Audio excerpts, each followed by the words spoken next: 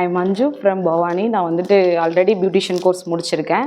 Parlour வச்சு run பண்ணிகிட்ருக்கேன். First வந்து மேம் வந்து இன்ஸ்டாவில் வந்து நான் 1 இயர்க்கு மேலே ஃபாலோ பண்ணிகிட்ருக்கேன். ஏன்னா அவங்களோட ஸ்பீச்சு, அவங்க சொல்லிக் கொடுக்குற மெத்தடு எல்லாமே நல்லாயிருக்கு.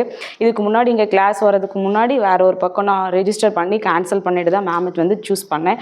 ஒரு 20 டேஸில் வந்துட்டு நம்ம எப்படி இவ்வளோலாம் கற்றுக்க முடியும் அப்படின்றத வந்து இங்கே வந்து பார்த்ததுக்கப்புறம் தான் வந்து தெரிஞ்சுக்கிட்டேன்.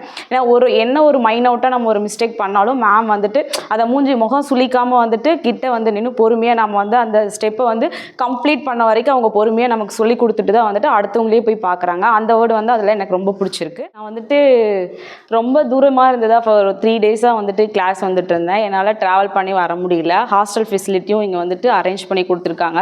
ஹாஸ்டல் ஃபெசிலிட்டியில் பார்த்தோம்னா எங்களுக்கு எந்த பிரச்சனையுமே கிடையாது.